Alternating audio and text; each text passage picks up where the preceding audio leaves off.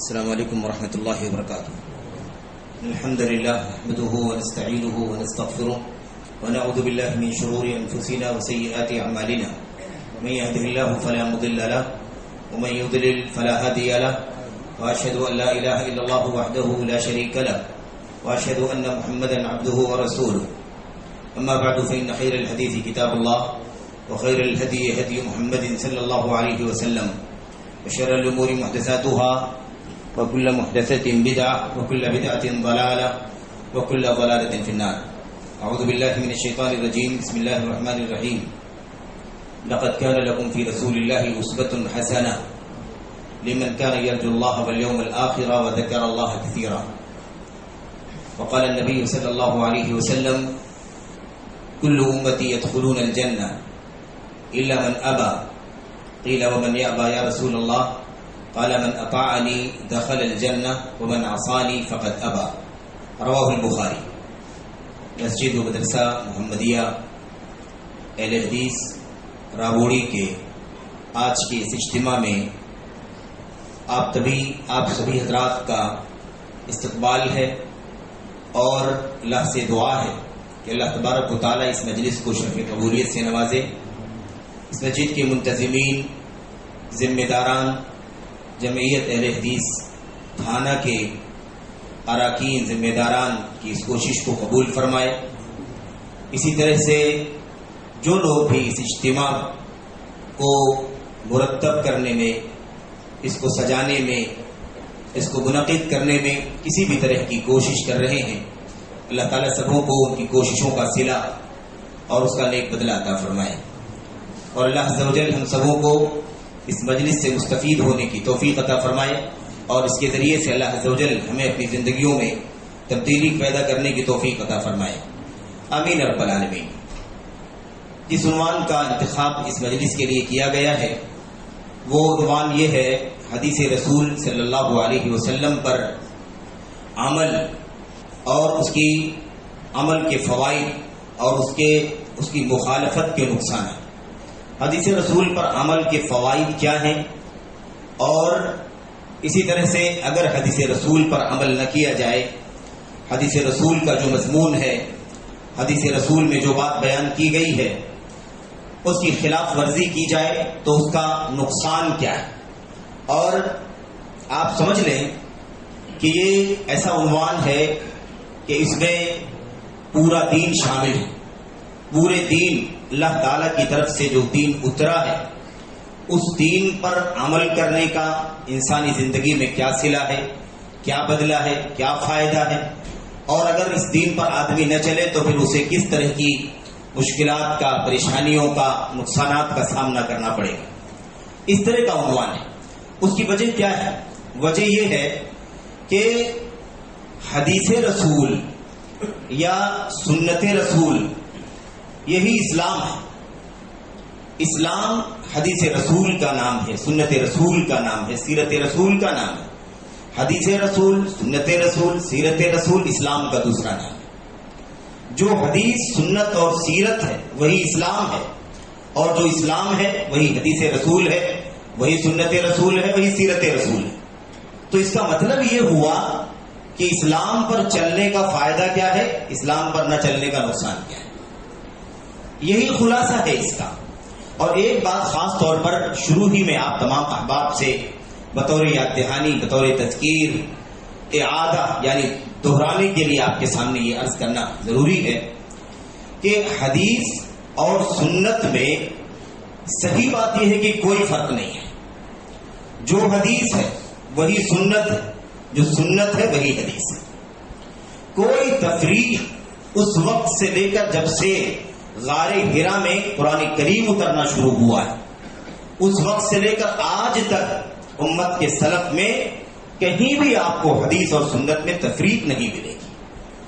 حدیث کی جگہ پر سنت، سنت کی جگہ پر حدیث کا استعمال ہمیشہ ہوتا رہا. حدیث کی جو کتابیں ہیں کتب ستہ، 6 حدیث کی کتابیں جس کو لوگ صحاح ستہ کہتے ہیں، جبکہ یہ مناسب نہیں ہے اس طرح بولنا، کیونکہ صحاح کا مطلب یہ ہوتا ہے کہ حدیث کی 6 کتابیں ایسی ہیں جس میں ساری حدیثیں صحیح ہیں، جبکہ ایسی بات نہیں ہے. ظاہر ہے کہ صرف اور صرف بخاری ہے، مسلم ہے، جس میں حدیثیں صحیح ہیں اور صحیح کا اہتمام ہے.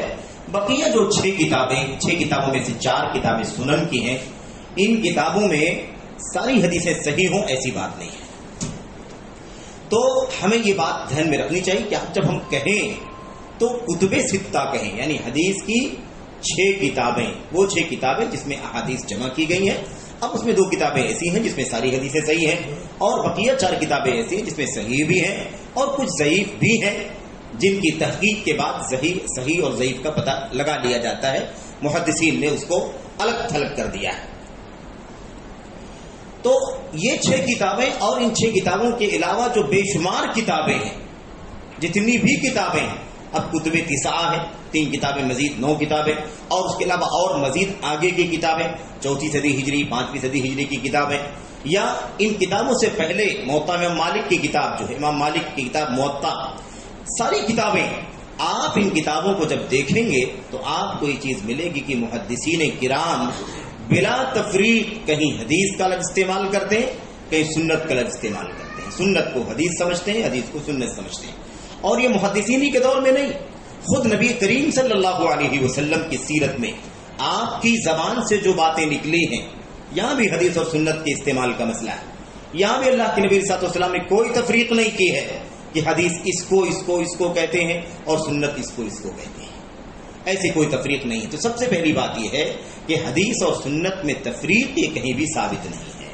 اللہ کے نبی صلی اللہ علیہ وسلم کی حدیثیں اگر ہم دیکھ لیں مثال کے طور پر تو یہ بات واضح ہو جائے گی، کیونکہ آپ نے اپنی حدیث میں سنت کا لفظ استعمال فرمایا ہے اور آپ نے حدیث کا لفظ استعمال فرمایا ہے.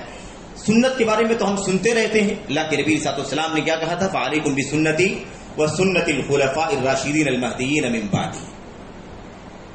میرے بعد بہت سارے اختلافات ہو جائیں گے، جو لوگ زندہ رہیں گے اختلافات دیکھیں گے. جب وہ اختلافات کی کثرت ہو جائے تو اس وقت اپنے آپ کو بچانے کے لیے، فتنوں سے، اختلافات سے، جھگڑوں سے، انتشار سے بچانے کے لیے تمہارے اوپر لازم ہے کہ میری سنت کو مضبوطی سے تھامے رہو، اور میرے صحابہ کرام میں سے خصوصیت کے ساتھ، سارے صحابہ کرام خصوصیت کے ساتھ خلفائے راشدین کی سنت کو لازم پکڑو. یہاں آپ نے سنت فرمایا، میں میری سنت کو، میرے خلفائے راشدین کی سنت کو، اور جو سنت نبی کی ہے وہی سنت خلفائے راشدین کی ہے، جو سنت خلفائے راشدین کی وہی سنت نبی کریم صلی اللہ علیہ وسلم کی ہے. کیونکہ آگے اللہ کے نبی نے فرمایا تمسکوا بہا، اس سنت کو مضبوطی سے پکڑنا. تو بہا کہا، بہا سنگل کی زمین، سنگلر جس کو کہتے ہیں. ایک اگر دونوں سنتیں الگ ہوتی، نبی کی سنت الگ ہوتی، خلفاء راشدین کی سنت الگ ہوتی، تو اللہ کے نبی کہتے ان دونوں سنتوں کو مضبوطی سے پکڑ کر کے رہے. لیکن کیونکہ دونوں سنتیں ایک ہی ہیں، اس لیے ڈبل سیکے کی کوئی ضرورت نہیں تھی. آپ نے فرمایا تمسکوا بہا، نہ آپ فرماتے تمسکوا بہما، اس سنت، میری سنت کو بھی اور خلفاء راشدین کی سنت دونوں کو مضبوطی سے پکڑنا. آپ نے دونوں استعمال کیا، آپ نے سنگل استعمال فرمایا. یہ کھلی دلیل ہے کہ اللہ کے نبی کی سنت، صحابہ کی، خلفاء راشدین کی سنت ایک ہی ہے، دونوں میں کوئی فرق نہیں ہے. اللہ کے نبی صلی اللہ علیہ وسلم کی اور حدیثوں کو جب ہم دیکھتے ہیں تو ہمیں یہ ملتا ہے کہ آپ نے اپنی حدیثوں کے اندر حدیث کا بھی استعمال فرمایا ہے. اللہ کے نبی نے فرمایا تھا صلی اللہ علیہ وسلم نے الا یوشک رجل شبعان علی اریکته یاتیہ الحدیث من حدیثی فیقول لا ادری یا کفانا کتاب اللہ ما جاء فی کتاب اللہ احللنا وما جاء فی کتاب اللہ حرمنا. ایسا وقت نہ آئے، قریب ہے کہ ایسا وقت آئے گا میری امت پر، ایسے لوگ آ جائیں گے کہ لوگ اپنے تخت پر براجمان ہوں گے، تخت پر بیٹھے ہوں گے ٹھاٹ باٹ سے، اور اس کے سامنے کوئی حدیث پیش کی جائے گی میری حدیثوں میں سے، یاتیہ الحدیث من حدیثی، اس کے پاس میری حدیث میں سے کوئی حدیث آئے گی. فیقول، تو وہ کیا کہے گا؟ وہ کہے گا کفانا کتاب اللہ، یہ حدیث ہمارے سامنے مت لاؤ، ہمارے لیے اللہ کی کتاب کافی ہے. جو اللہ کی کتاب میں حلال تھا ہم نے اس کو حلال مان لیا، جو اس میں حرام بتا دیا گیا تھا ہم نے اس کو حرام مان لیا، حلال پر عمل کر رہے ہیں، حرام سے اپنے آپ کو باز رکھ رہے ہیں. ہمارے لیے قرآن کافی ہے، ہمارے پاس کوئی حدیث وغیرہ مت لاؤ. خیر یہ الگ مسئلہ ہے کہ یہ اس طرح کا فتنہ امت کے اندر آ گیا اور ایک طبقہ اپنے آپ کو بہرحال بہت بڑا دیندار سمجھنے لگا، اور اس کو ہم جانتے ہیں کہ وہ حدیث کا منکر ہے، اور اس کی ایک لمبی تاریخ ہے، ہندوستان کی بھی بہت لمبی تاریخ اس سے جڑی ہوئی ہے انکار حدیث سے. اور آج بھی انکار حدیث کا فتنہ، انکار سنت کا فتنہ، انکار حدیث کا فتنہ آج بھی بڑی تیزی کے ساتھ چل رہا ہے. اور ہمارے نوجوانوں کو ورگلانے والا ایک ٹولہ ان کے بیچ میں گھس گھس کر کے ان کو ان کے سامنے شبہات لا کر کے پیش کرتا ہے، کنفیوژن لا کر کے پیش کرتا ہے. یہ دیکھو یہ حدیث قرآن کی آیت سے ٹکراتی ہے، یہ دیکھو یہ اللہ کے کلام کے فرمان سے ٹکراتی ہے، یہ دیکھو اللہ کا کلام ایسے کہتا ہے، حدیث ایسے کہتی ہے، کیسے اس حدیث کو مان لیا جائے؟ اس حدیث کو ہم بالکل نہیں مان سکتے کیونکہ یہ قرآن سے ٹکراتی ہے. قرآن اللہ کی طرف سے اترا ہے، حدیث کو ایک زمانہ گزرا ہے اور اس کے اندر بہت اتار چڑھاؤ آیا ہے. کچھ یقینی طور پر نہیں کہا جا سکتا کہ یہ سب جو کچھ بھی ہمارے سامنے ہے اس طرح سے اس کو مشکوک کر کے ہمارے نوجوانوں کے ذہنوں میں سنت کی اہمیت کو گھٹایا جاتا ہے، اس کی شرعی حیثیت کو، اس کی تشریعی حیثیت کو، یعنی شریعت میں حلال و حرام جیسے قرآن کریم کی آیتوں سے ثابت ہوتا ہے، ایسے ہی نبی کریم صلی اللہ علیہ وسلم کی صحیح حدیث سے بھی ثابت ہوتا ہے بلا فرق. کوئی فرق نہیں ہے. جیسے اللہ کے کلام کی آیت سے حلال و حرام ثابت ہوگا، ایسے ہی اللہ کے نبی صلی اللہ علیہ وسلم کی حدیث سے بھی حلال و حرام ثابت ہوگا. کوئی بھی فرق ہے ہی نہیں. بس شرط اتنی سی شرط ہے کہ حدیث کو صحیح ہونا ضروری، وہ ضعیف اور بے اصل نہ ہو. صحیح حدیث ہے تو بالکل اس سے جو مسئلہ ثابت ہوتا ہے وہ ویسے ہی ثابت ہوتا ہے جیسے قرآن کریم سے ثابت ہوتا ہے. اس میں یہ بھی کوئی فرق نہیں ہے کہ وہ متواتر ہو، 10 20 50 لوگوں نے روایت کیا ہو یا 1 2 لوگوں نے روایت کیا ہو. اس میں کوئی فرق نہیں ہے کیونکہ اللہ تبارک و تعالیٰ کے دین میں جو حیثیت قرآن کریم کی ہے، تشریعی فضیلت اور مقام کی بات میں نہیں کر رہا، تشریع اپنی شریعت کے احکام ثابت ہونے کی بات کر رہا ہوں. بالکل ویسے ہی جیسے قرآن کریم ثابت ہوتا ہے ایسے اللہ کے نبی کی حدیثوں سے بھی ثابت ہوتا ہے. اس میں کوئی بھی فرق نہیں ہے. اسی لیے اللہ کے نبی صلی اللہ علیہ وسلم نے فرمایا تھا کہ مستقبل میں جو لوگ زندہ رہیں گے بڑے فتنے دیکھیں گے. ان فتنوں کے حالات میں، اختلافات کی کثرت میں میری سنت کو لازم پکڑنا، میری حدیثوں کو لازم پکڑنا. آپ نے نہیں فرمایا تھا کہ میری سنت تو بگڑ جائے گی، اس میں بہت خرد برد ہو جائے گا، ایسا ہو جائے گا ویسا ہو جائے گا. قرآن کو پکڑے رہنا. آپ نے ساتھ ساتھ فرمایا تھا میں تمہارے درمیان 2 چیزیں چھوڑ کر کے جا رہا ہوں، ایک اللہ کا کلام ہے اور ایک میری سنت ہے. ان دونوں کو مضبوطی سے پکڑ کر کے رہنا. آپ نے یہاں بھی نہیں فرمایا کہ سنت کی حیثیت کم ہے، حدیث کا درجہ کم ہے، قرآن کا درجہ اونچا ہے، اس سے حلال حرام ثابت ہوگا، اس سے حلال حرام ثابت نہیں ہوگا. ایسی کوئی تفریق نہیں فرمائی نبی کریم صلی اللہ علیہ وسلم نے. تو ایک بات اسے رکھ لینا چاہیے کہ سنت اور حدیث میں کوئی فرق نہیں ہے. اب چونکہ آج اس طرح کی چیزیں عوام کے اندر لائی جا رہی ہیں، پھیلائی جا رہی ہیں اور اس طرح کی شبہات لوگوں کے ذہنوں میں آ رہے ہیں، اس لیے اس چیز کو ثابت کرنا، واضح کرنا ضروری ہوتا ہے کہ دیکھو کہیں بھی اس طرح کا فرق نہیں ملے گا آپ کو، نہ عہد رسالت میں، نہ عہد صحابہ میں، نہ عہد تابعین میں، نہ طبع تابعین میں، نہ ائمہ اور ائمہ محدثین کے زمانے. کبھی بھی آپ کو کوئی فرق دکھائی نہیں دے گا ان دونوں چیزوں میں. حدیث سنت سیم ہے، دونوں میں کوئی فرق نہیں ہے. اچھا، اب حدیث رسول پر عمل کے فوائد کیا ہیں؟ اب فوائد حقیقت یہ کہ بہت سارے ہیں، ان گنت ہیں، بے شمار ہیں. بلکہ یہ سمجھ لیں کہ زندگی کی ساری نعمتیں اسی حدیث پر عمل کرنے کی وجہ سے اور سارے نقصانات حدیثوں سے دور جانے کی وجہ سے. سارے نقصانات، سارے فتنے، سارے مسائل، سارے جھگڑے دین میں اسی لیے ہیں کہ لوگ سنت سے دور ہیں، حدیثوں سے دور ہو رہے ہیں. حدیثوں پر عمل کرنے کے بجائے ادھر ادھر کہیں نہ کہیں چلے جا رہے ہیں اور کچھ شبہات کی وجہ سے، کنفیوژن کی وجہ سے، یا ریت روایت کی وجہ سے، یا جس ماحول میں ان کی پرورش ہوئی ہے اس کی وجہ سے، یا جس سرکل میں وہ علم، تعلیم، تربیت حاصل کرتے ہیں اس کی وجہ سے، کوئی بھی وجہ ہو سکتی ہے. لیکن مسائل جو کھڑے ہو رہے ہیں، اختلافات جو کھڑے ہو رہے ہیں، اسی وجہ سے ہو رہے ہیں کہ لوگ سنت سے، حدیث سے دور ہو رہے ہیں. اسی لیے اختلافات کی کثرت کے وقت حل اور علاج جو اللہ کے نبی صلی اللہ علیہ وسلم نے فرمایا ہے، وہ یہی علاج بھی فرمایا ہے کہ سنت کی طرف آ جاؤ گے، حدیث کو تھام لو گے، حدیث کو پیشانی پر سجا لو گے، اس پر عمل کر لو گے تو اختلافات ختم ہو جائیں گے، جھگڑے ختم ہو جائیں گے. اور یہ فارمولہ، یہ حل مسئلے کا کسی خاص زمانے کے لیے نہیں، کسی خاص وقت کے لیے نہیں، الی قیام الساعہ، قیامت تک کے لیے یہی مسئلے کا حل ہے. میرے بعد جو زندہ رہیں گے اختلافات دیکھ، قیامت تک جو زندہ رہیں گے اختلافات دیکھیں گے، اختلافات بڑھتے جائیں گے تو مسائل اور اختلافات اور جھگڑوں کی کثرت تو بہت ہو جائے گی، لیکن حل اور علاج ایک ہی رہے گا. وہ حل اور علاج کیا رہے گا؟ فعلیکم بسنتی وسنت الخلفاء الراشدین المہدیین من بعد. تو بہرحال میرے بھائیو، اچھا اب آئیے ذرا دیکھتے ہیں، براہ راست موضوع میں داخل ہوتے ہیں کہ حدیث رسول پر عمل کے فوائد کیا ہیں. ایک بات کی طرف تو شروع میں اشارہ کر دیا گیا آپ کے سامنے، سب سے پہلا فائدہ یہ ہے حدیث رسول پر۔ اچھا، حدیث رسول کا مطلب یہ ہے کہ جو کچھ بھی آپ صلی اللہ علیہ وسلم نے اپنی زبان سے کہا ہے وہ حدیث ہے۔ جو بھی آپ علیہ الصلوۃ والسلام نے آپ نے عمل کر کے دکھایا ہے، آپ نے عمل کیا ہے، صحابہ نے دیکھا ہے، وہ کیا ہے؟ وہ حدیث ہے۔ آپ صلی اللہ علیہ وسلم کے سامنے کسی صحابی نے کوئی عمل کیا ہے، آپ نے اس کو دیکھا ہے، یا آپ کے علم میں وہ آیا ہے، آپ نے خاموشی اختیار کی ہے، آپ نے ڈانٹا نہیں، آپ نے تنبیہ نہیں کیا، آپ نے روکا نہیں، یہ کیا ہے؟ یہ حدیث ہے۔ جو چاہے قول والی چیز ہو وہ بھی حدیث ہے، جو بول دیا وہ حدیث ہے، جو عمل کیا وہ حدیث ہے، اور جو آپ کے سامنے عمل کیا، آپ نے دیکھ کر کے خاموشی اختیار کی، وہ کیا ہے؟ وہ بھی حدیث ہے۔ پہلی والی قولی ہے، بولنے والی ہے، دوسری والی فعلی ہے، کرنے والی، تیسری والی تقریری ہے، یعنی دیکھ کر کے خاموشی اختیار کرنے والی۔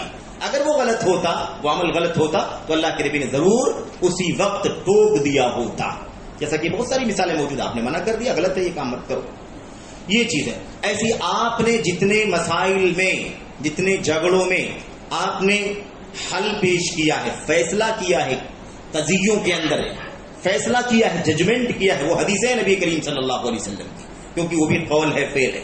ایسے آپ علیہ الصلوۃ والسلام کے سامنے کوئی آدمی آیا، کوئی سوال اس نے کیا اور آپ نے اس کے سوال کا جواب دے دیا، وہ بھی کیا ہے؟ اللہ کے نبی علیہ الصلوۃ والسلام کی حدیث ہے۔ تو یہ سب حدیث ہے، اور یہ سب کیا ہے؟ یہ سب کا سب سنت ہے، سب کا سب سنت ہے۔ تو سنت وہی ہے جو حدیث ہے، حدیث وہی ہے جو سنت ہے۔ سب سے پہلا فائدہ سنت کا عمل پر، حدیث پر عمل کرنے کا، یا سنت کی اتباع کرنے کا، پیروی کرنے کا سب سے بڑا فائدہ، سب سے پہلا فائدہ یہ ہے کہ سنت پر عمل کرنے سے اسلام پر عمل ہوتا ہے۔ سنت پر عمل کرنے سے اسلام پر عمل ہوتا ہے۔ علامہ بربہاری رحمۃ اللہ علیہ نے 430 ہجری میں ان کی وفات ہوئی ہے، چوٹی کے امام، اہل سنت والجماعت کے امام گزرے۔ امام محمد بن حسن البربہاری رحمۃ اللہ علیہ کہتے ہیں، الاسلام هو السنہ والسنۃ هی الاسلام، اسلام ہی سنت ہے اور سنت ہی اسلام ہے۔ ہم کہتے ہیں ہم مسلمان ہیں، اسلام کے مطابق عمل کرتے ہیں، اسلام کو فالو کرتے ہیں۔ ہم جو فالو کرتے ہیں وہ کیا ہے؟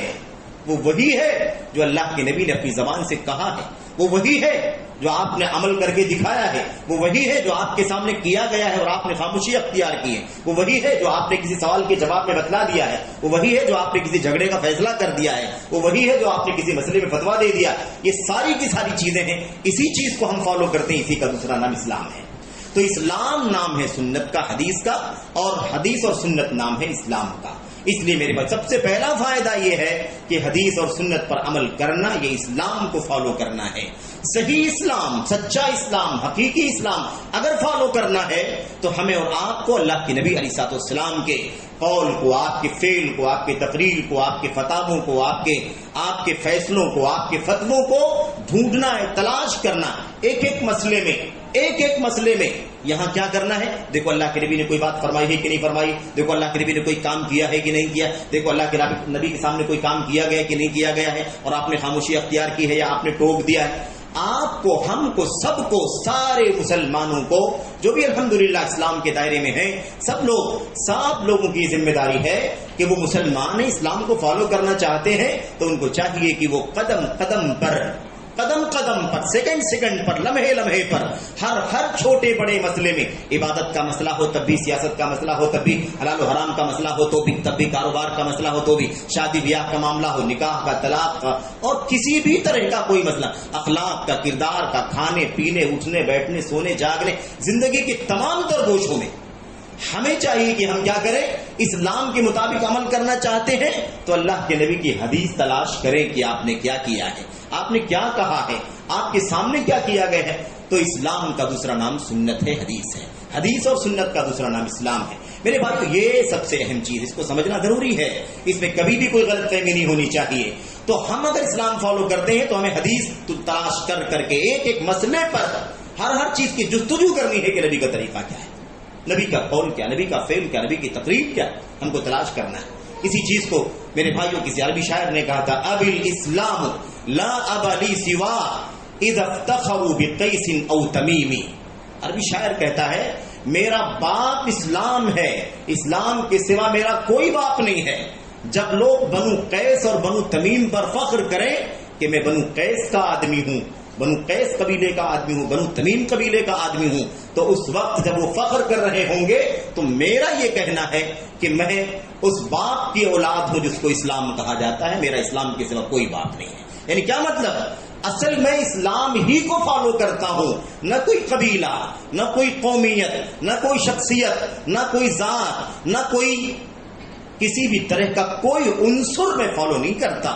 میں کچھ فالو کرتا ہوں تو صرف اور صرف اسلام کو فالو کرتا ہوں، اور وہ اللہ کے نبی صلی اللہ علیہ وسلم کی 23 سالہ زندگی میں قول میں، فعل میں، عمل میں، تقریر میں، فتوے میں، فیصلے میں ڈھلا ہوا ہے، سب اترا ہوا ہے اسی کے اندر۔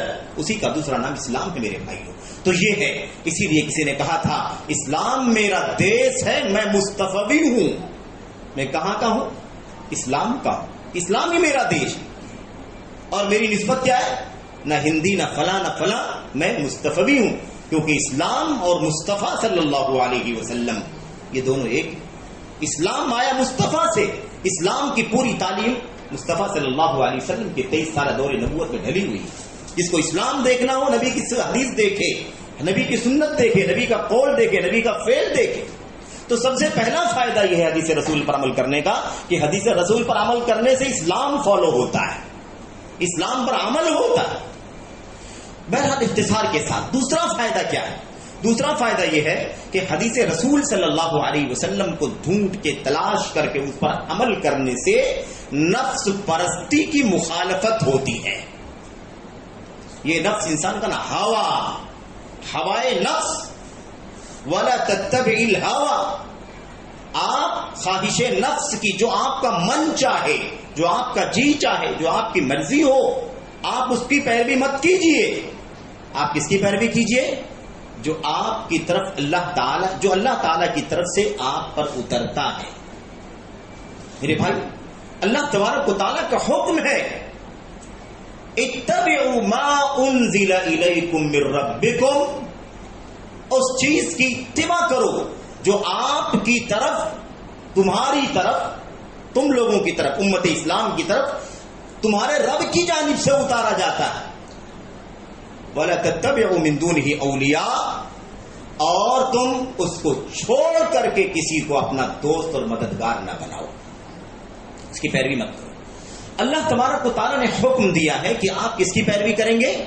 میں، آپ، فلاں فلاں فلاں، امت کا ہر فرد۔ حکم یہ ہے کہ وہ نفس پرستی کے خلاف رہے، نفس کے پیچھے نہ چلے۔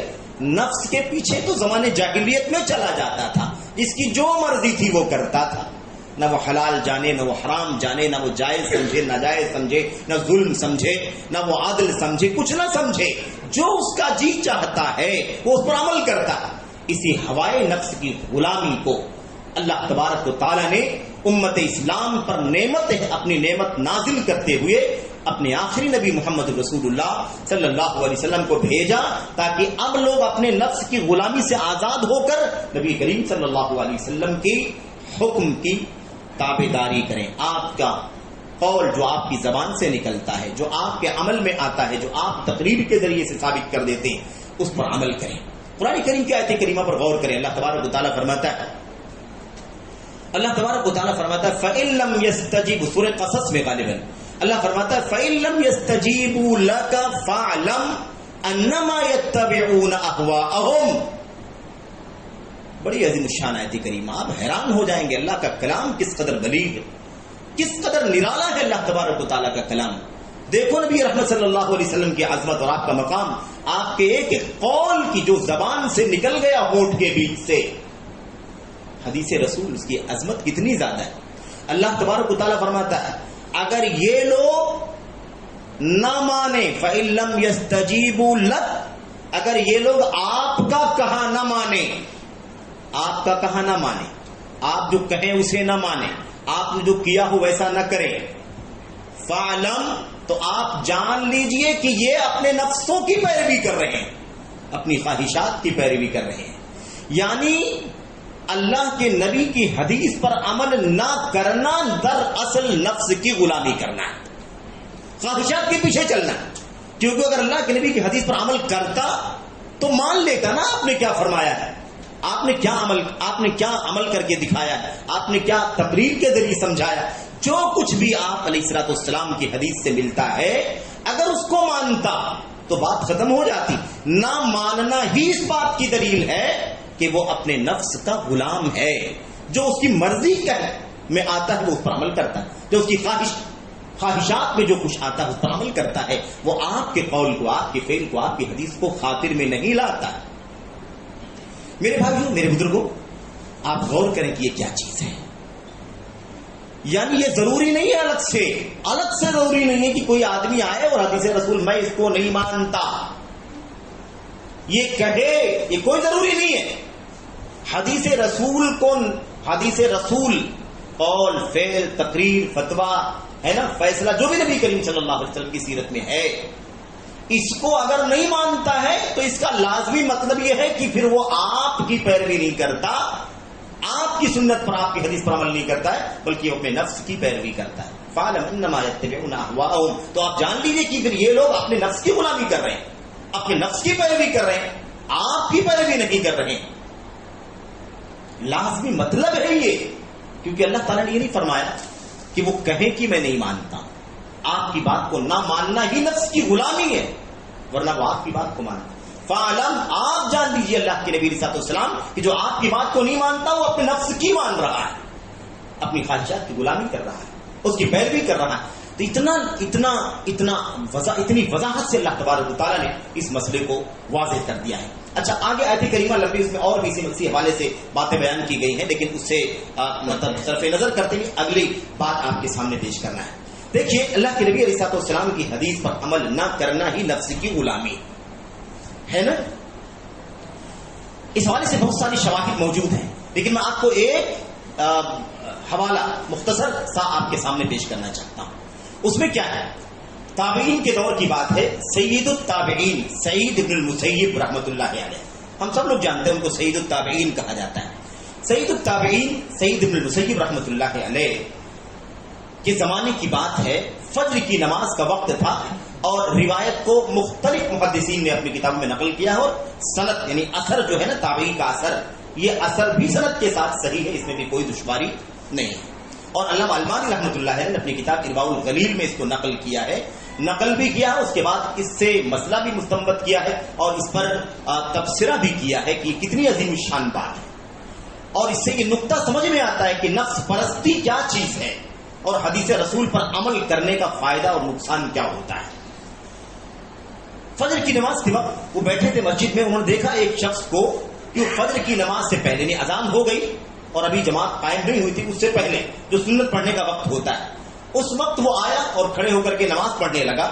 اس نے 2 رکعت پڑھی، اس کے بعد سلام پھیرا اور اس کے بعد پھر سلام پھیرنے کے بعد کھڑا ہو گیا اور پھر اس کے بعد 2 رکعت پڑھا، پھر سلام پھیرا. تو اس طریقے سے وہ کئی مرتبہ 2 رکعت سے زیادہ پڑھا اور کئی سجدے کیا، کئی رکوع کرتا رہا. حضرت سعید بن المسیب رحمۃ اللہ علیہ اس منظر کو دیکھ رہے تھے کہ ایک شخص کیا کر رہا ہے. ہم اور آپ جانتے ہیں کہ نبی کریم صلی اللہ علیہ وسلم کی سنت یہ ہے کہ فجر کی جو فرض رکعتیں ہیں اس سے پہلے صرف اور صرف فجر کی 2 رکعت سنت ہے، وہ بھی مختصر. ان 2 رکعتوں کو اللہ کے نبی اتنا مختصر پڑھتے تھے کہ ایسا لگتا تھا کہ آپ نے سورہ فاتحہ بھی نہیں پڑھا، یوں سمجھیں. یعنی فرماتے ہیں، راوی بیان کرتے ہیں، اتنی مختصر آپ پڑھتے تھے ایسا لگتا تھا کہ آپ نے کیا پڑھا، کچھ پڑھا ہی نہیں. اس کا مطلب اتنا مختصر پڑھتے تھے، یعنی لمبا بھی نہیں ہونا چاہیے. اور روایتوں میں ثابت ہے کہ اللہ کے نبی صلی اللہ علیہ وسلم پہلی رکعت میں قل یا ایھا الکافرون سورہ فاتحہ کے بعد اور دوسری رکعت میں قل هو اللہ احد اس کی تلاوت کیا کرتے تھے. اچھا، دیکھا کہ وہ کئی رکعت پڑھ رہا ہے. جب دیکھا، سمجھ میں آ گئی بات کہ یہ مطلب کچھ سنت سے ہٹ کر کے کر رہا ہے، تو اس کے پاس آئے. سلام پھیرنے کے بعد وہ جو بھی پڑھ رہا تھا، سلام پھیرنے کے بعد اس کو روکا اور اسے پوچھا کہ بھئی یہ کیا آپ کر رہے ہو، آپ جو کر رہے ہیں یہ مناسب نہیں ہے، ایسا کچھ سنت کے اندر ثابت نہیں ہے، اس لیے ایسا مت کریں. روک دیا، منع کر دیا. جب منع کیا کہ نہیں آپ ایسا مت کیا کریں، آئندہ ایسا نہ کریں، آپ یہ سنت کے خلاف ہے جو آپ کر رہے ہیں، 2 رکعت کی بجائے 4 6 8 پڑھ رہے ہیں، یہ بالکل درست نہیں ہے. فجر کی سنت سے، فجر کی اذان سے پہلے یعنی صبح صادق سے پہلے آپ کو نوافل وغیرہ پڑھنا تو آپ ٹھیک ہے پڑھیے تہجد کے نام پر، لیکن اب یہ صبح صادق کے بعد جو آپ پڑھ رہے ہیں یہ سنت کے خلاف، حساب مت کیجیے. تو وہ آدمی سوچنے لگا کہ میں نماز ہی تو پڑھ رہا تھا، نماز پڑھ رہا تھا، قیام تھا، رکوع تھا، سجدہ تھا، فاتحہ سب کچھ میں پڑھ رہا تھا، تو مجھے منع کیا جا رہا ہے. وہ بہت تعجب میں پڑ گیا کہ مجھے کیوں منع کر رہے ہیں. تو اس شخص نے کہا سعید بن مسیب سے کہ یہ بتائیے کہ آپ مجھے منع کر رہے ہیں کہ آئندہ ایسا مت کرنا، اتنی تاکید سے آپ نماز پڑھنے سے مجھے آپ روک رہے ہیں، یہ بتائیے کہ کیا اللہ تبارک و تعالیٰ مجھے نماز پڑھنے پر عذاب دے گا؟ اَيُعَذِّبُنِ اللَّهُ عَلَى الصَّلَاةِ، کیا اللہ تبارک و تعالیٰ مجھے نماز پڑھنے پر عذاب دے گا؟ آپ اتنی تاکید سے منع کر رہے ہیں. اور یہ بہت اہم مسئلہ ہے میرے بھائی. آج بھی بہت سارے ہمارے بھائی یہ کہتے ہیں کوئی بھی کام کرتے ہیں جبکہ سنت پہ ثابت نہیں ہوتا ہے، فی نفسی وہ چیز اچھی ہے، وہ نماز ہی ہے، وہ روزہ ہی ہے، وہ کچھ بھی ہے، لیکن وہ طریقہ اللہ کے نبی کا نہیں ہے، کب کرنا ہے، کتنا کرنا ہے، ثابت نہیں ہے. ہم منع کرتے ہیں کہ بھئی یہ بدعت ہے، تو لوگ کہتے ہیں کہ یہ ثواب کا نیکی کا کام ہے، کیا اس سے ثواب اور نیکی کا کام کرنے پر اللہ ہم کو عذاب دے؟ بالکل یہی بات اس شخص نے بھی سعید بن مسیب سے کہی تابعین کے زمانے میں. کیا اللہ تعالیٰ مجھے نماز پڑھنے پر عذاب دے گا؟ تو سعید بن مسیب نے اس کو ایک بہت فقیہانہ جواب دیا اور کیا کہا؟ ان اللہ لا يعذبك على الصلاة وانما يعذبك على خلاف السنة. اللہ تبارک و تعالیٰ تمہیں نماز پڑھنے پر عذاب نہیں دے گا، لیکن تم جو کر رہے ہو یہ خلاف سنت ہے، سنت میں یہ طریقہ نہیں ہے، تم جو کر رہے ہو اپنے نفس کے مطابق کر رہے ہو، اس لیے اللہ تعالیٰ تم کو عذاب دے گا. اتنا بدیع اور نرالا جواب ہے سعید بن مسیب کا. علامہ البانی لکھتے ہیں ارباء الغلیل میں، کہتے ہیں ھذا من بدائع اجوبۃ سعید بن المسیب. یہ بڑا انوکھا جواب ہے کیونکہ اہل بدعت کا یہی وتیرہ، یہی شیوا، یہی طریقہ رہا ہے کہ جب انہیں منع کیا جاتا کہ یہ نماز جو آپ پڑھ رہے ہیں یہ نماز ثابت نہیں ہے. آپ درود ٹھیک ہے ثابت ہے، لیکن اذان سے پہلے درود پڑھنا کہاں ثابت ہے؟ درود بالکل صحیح ہے، لیکن اذان سے پہلے درود پڑھنا، اذان کے بعد درود پڑھنا ہے، اذان سے پہلے درود پڑھنا نہیں ہے. تو آپ مت پیجیے ایسا، یہ ثابت نہیں. تو کیا کہ کیا درود پڑھنے سے گناہ ملے گا؟ کیا درود پڑھنے پر اللہ تعالیٰ عذاب دے گا؟ اذان نماز کے لیے پکاری جاتی ہے، لیکن قبر پر جا کر کے اگر کوئی اذان دے، منع کیا جائے بدعت ہے، ایسی کوئی چیز ثابت نہیں. اللہ کے نبی کی سنت پہ قبروں پر اذان دینا چاہیے. کوئی آ کر پھر وہ کہے کہ بھئی کیا اذان دینے پر اللہ تعالیٰ ہم کو عذاب دے گا؟ کیا اللہ اکبر بولنے پر اللہ عذاب دے گا؟ کیا اشہد ان لا الہ الا اللہ اشہد ان محمد رسول اللہ بولنے پر اللہ تعالیٰ عذاب دے گا؟ ظاہر ہے کہ ہم کیا کہیں گے؟ ہم کہیں گے اس پر عذاب نہیں دے گا، لیکن جو طریقہ تم نے اختیار کیا ہے یہ طریقہ خلاف سنت ہے، سنت کی خلاف ورزی کرنے پر اللہ تبارک و تعالیٰ تم کو عذاب دے گا، کیونکہ تم سنت کی خلاف ورزی کر رہے ہو، اپنے نفس کی پیروی کر رہے ہو، تمہارا من یہ کر رہا ہے، تمہارا جی یہ کر رہا ہے، تو تم کیا کر رہے ہو؟ تم اس کے مطابق عمل کر رہے ہو. یہ طریقہ نبی کریم صلی اللہ علیہ وسلم کا نہیں. تو یہی ہے کہ اگر یہ لوگ آپ کا کہا نہ مانے تو آپ جان لیجئے کہ یہ لوگ اپنے نفس کی غلامی کر رہے ہیں، اپنی منمانی چل رہے ہیں، اور اس کی کوئی گنجائش نہیں ہے میرے بھائیو. تو یہ خیر سنت رسول صلی اللہ علیہ وسلم پر عمل کرنے کے فوائد میں سے یہ دوسرا فائدہ ہے کہ آدمی اپنے نفس کی غلامی سے آزاد ہو جاتا ہے. سنت رسول صلی اللہ علیہ وسلم پر عمل کر کے اللہ تبارک و تعالیٰ کے یہاں محبوب و مقبول بن جاتا ہے. ایسے ہی سنت رسول پر عمل کرنے کے فوائد میں سے ایک فائدہ یہ ہے کہ نبی کریم صلی اللہ علیہ وسلم سے محبت، اللہ تبارک و تعالیٰ سے محبت کا دعویٰ بہت سارے لوگ کرتے ہیں. ہمیں اللہ سے محبت، ہمیں اللہ، یہودی دعویٰ کرتے کہ نہیں کرتے؟ یہودی دعویٰ کرتے تھے کہ ہمیں اللہ سے محبت ہے، اور یہ نہیں کہ ہمیں اللہ سے محبت ہے بلکہ ہم اللہ کے محبوب ہیں، اللہ ہم سے محبت کرتا ہے. اور یہ بڑا اونچا درجہ ہے. ایک چیز تو یہ کہ بندہ اللہ سے محبت کرے، بہت اونچا درجہ ہے، لیکن اس سے کہیں زیادہ بڑا اونچا درجہ یہ ہے کہ اللہ اپنے بندے سے محبت کرنے لگے. اس لیے سلف کہا کرتے تھے لیس الشأن ان تحب ولكن الشأن ان تحب. یہ بڑی بات نہیں ہے کہ تم اللہ سے محبت کرو، اس سے بڑی بات یہ ہے کہ تم سے محبت کی جائے، اللہ تم سے محبت کرے. تو اللہ کی محبت پانا یہ بڑی اونچی بات ہے. تو بہرحال دعویٰ اللہ تبارک و تعالیٰ سے محبت کرنے کا بہت سارے لوگ کرتے ہیں. اللہ تبارک و تعالیٰ نے اس دعوے کی سچائی کو نبی کریم صلی اللہ علیہ وسلم کے قول، فعل، عمل، تقریر، آپ کے فتوے، فیصلے، قضیے، ان سب پر عمل کرنے کے ساتھ کرنے پر موقوف کر دیا. اگر تم دعویٰ کرتے ہو کہ مجھے اللہ سے محبت ہے، میں اللہ سے محبت کرتا ہوں، تو یہ دعویٰ اللہ سے محبت کا اس وقت سچا نہیں ہو سکتا جب تک کہ تم اس دعوے کی دلیل اس طرح سے نہ پیش کرو کہ میرے نبی کی بات مانو، میرے نبی کے عمل کے مطابق عمل کرو، میرے نبی کی تقریر کے مطابق عمل کرو، میرے نبی کی سنت کے مطابق عمل کر کے جب تک تم نہیں دکھاؤ گے تمہارا مجھ سے محبت کرنے کا دعویٰ بے دلیل ہے۔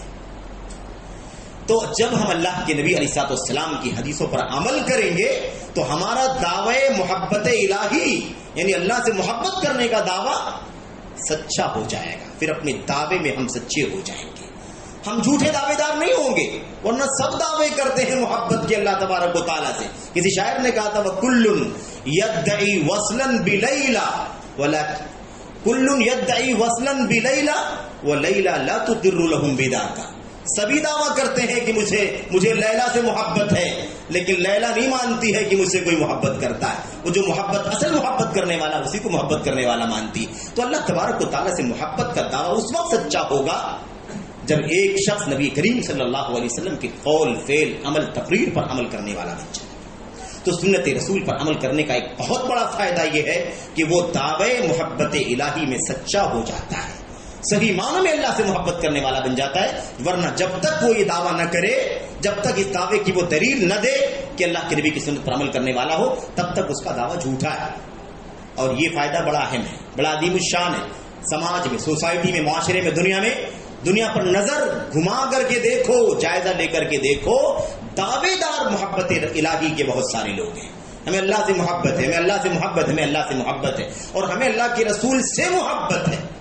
اللہ سے محبت، اس کے رسول سے محبت، اس کے لیے جان کی بازی لگا دیں، مال کی قربانی کرنے کے لیے تیار ہو جائیں، لیکن زندگی میں اس کی دلیل جو ہونی چاہیے کہ اس کی عبادت، اس کے معاملات، اس کا رہن سہن، اس کی تجارت، اس کی سیاست، اس کا اٹھنا بیٹھنا، اس کا کھانا پینا، اس کا رہن سہن، اس کا سماجی طور طریقہ، زندگی کا ہر پہلو جب تک سنت رسول صلی اللہ علیہ وسلم کے مطابق نہیں ہوگا، حدیث رسول کے مطابق نہیں ہوگا، تب تک اس کا دعویٰ جھوٹا ہوگا، سچا نہیں ہوگا۔ اور یہی ہوتا ہے، دعوے بہت ہیں ان کے، لیکن زندگی میں دیکھا جاتا ہے تو سنت رسول صلی اللہ علیہ وسلم کے دعوے کے سوا عمل نادر دکھائی دیتا ہے۔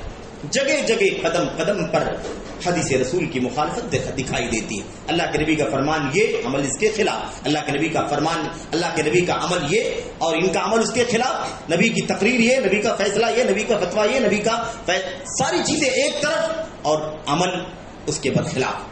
تو اس لیے ہمیں یہ بھی سمجھنا ضروری ہے کہ حدیث رسول پر عمل کرنے کے فوائد میں سے ایک بہت بڑا فائدہ یہ ہے میرے بھائیوں، بہت بڑا فائدہ یہ ہے کہ اس کے ذریعے سے انسان کا دعوے محبت الہی اور دعوے محبت رسول سچا ثابت ہوتا ہے، ورنہ اس کے بغیر انسان کا دعویٰ سچا ثابت، نعرے لگاتے رہو، کوئی فائدہ نہیں۔ گھروں میں جھنڈیاں لگانے سے کوئی محبت الہی، محبت رسول ثابت نہیں ہو سکتا۔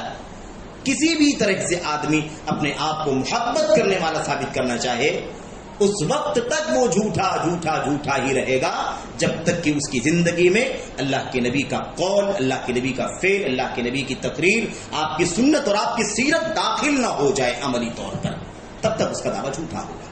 تو یہ سب سے بڑا فائدہ، سب سے بڑے فوائد میں سے ایک فائدہ یہ ہے۔ ایسے ہی سنت رسول کے فوائد، سنت رسول پر یا حدیث رسول پر عمل کرنے، اب کوئی فرق نہیں ہے، ہم سنت کہیں حدیث کہیں، دونوں ایک ہیں۔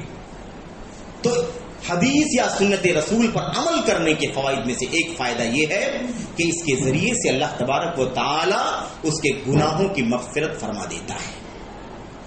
میرے بھائی، کتنا بڑا فائدہ ہے۔ کون نہیں چاہتا کہ ہمارے گناہوں کی بخشش ہو جائے؟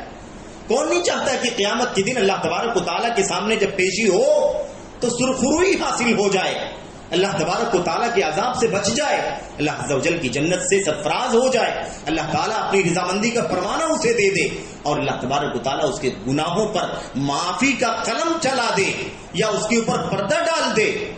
ہر آدمی چاہتا ہے۔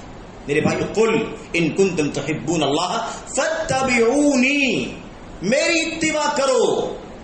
آپ کہیے کہ اللہ سے محبت کا دعویٰ تو میری اتباع کرو، یعنی میری حدیث پر عمل کرو، میری سیرت کو زندگی میں نافذ کرو، قول فعل عمل ساری چیزیں عمل کرو، اتباع کرو۔ کیا نتیجہ نکلے گا؟ اس کا فائدہ کیا ملے گا؟ یحببکم اللہ، اللہ تبارک و تعالیٰ تم سے محبت کرے گا، ویغفر لکم ذنوبکم، اور اللہ تمہارے گناہوں کو بخش دے گا، واللہ غفور رحیم، اور اللہ تبارک و تعالیٰ بڑا بخشنے والا ہے، بہت بڑا مہربان ہے۔ تو گناہوں کی مغفرت حاصل ہوتی ہے، اللہ کی محبت حاصل ہوتی ہے اور گناہوں کی مغفرت حاصل ہوتی ہے۔ یہ میرے بھائیوں اس کے فوائد میں سے ایک بہت بڑا فائدہ ہے۔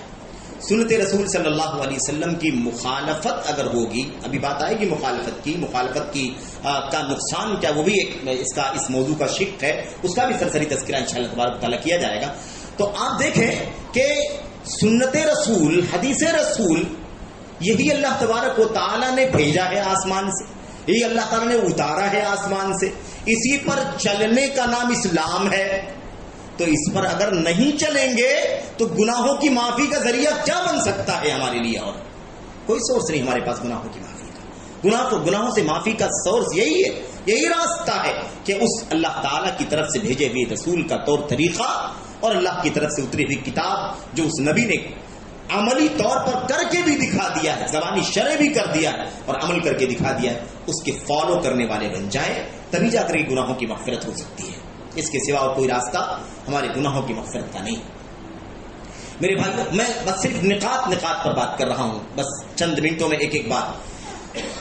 حدیث رسول پر عمل کرنے کے فوائد میں سے ایک فائدہ یہ بھی ہے میرے بھائیو کہ جب انسان حدیث رسول پر عمل کرتا ہے تو شیطان سے اور شیطان کے فتنوں سے اپنے آپ کو بچا لیتا ہے۔ بہت بڑا فائدہ ہے کہ نہیں ہے یہ؟ شیطان، ان الشیطان لکم عدو مبین، شیطان تمہارا کھلا ہوا دشمن ہے۔ ان الشیطان لکم عدو فاتخذوه عدوا، شیطان تمہارا دشمن ہے اس لیے اسے دشمن ہی سمجھو۔ انما يدعو حزبه ليكونوا من اصحاب السعير، وہ اپنی پارٹی والوں کو اسی لیے تو بلاتا ہے، اپنی پارٹی والوں کو اسی لیے بلاتا ہے تاکہ سب اس کے ساتھ ساتھ جہنمی ہو جائیں، دہکتی بھڑکتی ہوئی آگ میں سب کے سب اس کے ساتھ چلے جائیں۔ اسی لیے اپنے ساتھیوں کو، اپنے پارٹی والوں کو، اپنی حزب کو یعنی اپنے گروپ کے لوگوں کو اسی لیے بلاتا ہے، دعوت دیتا ہے تاکہ سب جہنم کی دہکتی ہوئی آگ میں داخل ہو جائے۔ لیکن سنت رسول، حدیث رسول پر عمل کرنے کا ایک بہت بڑا فائدہ یہ ہے کہ انسان جب سنت پر، حدیث پر عمل کرتا ہے، ہر موڑ پر حدیث کی تلاش کرتا ہے، یہاں کریں یا نہ کریں اللہ کے نبی کی حدیث تلاش ہو، دیکھو، ڈھونڈو اس میں کیا بتایا گیا ہے، آپ نے کیا کہا ہے، کیا کیا ہے، ہر نقطے پر، ہر لمحے جب سنت اور حدیث کی تلاش کرتا ہے اور اس کے مطابق عمل کرتا ہے تو شیطان سے اور شیطان کے وسوسوں سے، شیطان کے فتنوں سے، اس کے ورغلانے سے انسان محفوظ رہتا ہے۔ میرے بھائی، اس کی دلیل کیا ہے؟ اس کی دلیل اللہ کے نبی صلی اللہ علیہ وسلم کی وہ حدیث ہے جس میں آپ نے بڑی وضاحت سے اس بات کو سمجھایا اور قرآن کریم کی آیت کریمہ کو بھی بیان فرمایا تھا، پڑھا تھا، اور قرآن کریم کی اس آیت کریمہ کا تذکرہ آگے بھی آئے گا۔ اللہ تبارک و تعالیٰ قرآن کریم میں فرماتا ہے وَأَنَّ هَذَا صِرَاطِي مُسْتَقِيمًا فَاتَّبِعُوهُ وَلَا تَتَّبِعُوا السُّبُلَ فَتَفَرَّقَ بِكُمْ عَنْ سَبِيلِهِ ذَلِكُمْ وَصَّاكُمْ بِهِ لَعَلَّكُمْ تَتَّقُونَ۔ اللہ تبارک و تعالیٰ فرماتا ہے یہ میرا سیدھا راستہ ہے۔ نبی کریم صلی اللہ علیہ وسلم کو یہ حکم ہے کہ آپ امت کو بتلائیں کہ یہ راستہ میرا ہے، جو میں کہتا ہوں، جو میں کرتا ہوں، جو میں بتاتا ہوں، جس چیز کی دعوت دیتا ہوں، جس کام کے لیے، جس مشن کے لیے ہر دکھ سکھ برداشت کرتا ہوں، جس مشن کے لیے میدانی کارزار میں اترتا ہوں، یہی میرا سیدھا راستہ ہے، یہی میرا سیدھا راستہ ہے۔ فاتبعوہ، اس لیے تم سب کے سب اسی کی پیروی کرو۔ وَلَا تَتَّبِعُوا السُّبُلَ، اور اس راستے کے سوا اور بہت سارے جو راستے ہیں ان راستوں کی پیروی مت کرو۔ میرے بھائیوں، اللہ کے نبی صلی اللہ علیہ وسلم نے اسی آیت کریمہ کی تفسیر کرتے ہوئے آپ نے وہ حدیث بیان فرمائی تھی۔ کیا؟ ابن مسعود فرماتے ہیں رضی اللہ تعالیٰ عنہ، خط النبی صلی اللہ علیہ وسلم خطا مستقیما، نبی کریم صلی اللہ علیہ وسلم نے ایک سیدھی لکیر کھینچی، وہ خط خطین عن یمینہ و خطین عن یسارہ، اور اس کے دائیں طرف دو لائنیں کھینچی اور اس کے بائیں طرف بھی دو لائنیں کھینچی، اور اس کے بعد آپ نے فوضع اصبعہ علی الخط المستقیم، آپ نے سیدھے راستے پر اپنی انگلی رکھی اور آپ نے فرمایا ھذا سبیل اللہ، یہ اللہ تبارک و تعالیٰ کا راستہ ہے۔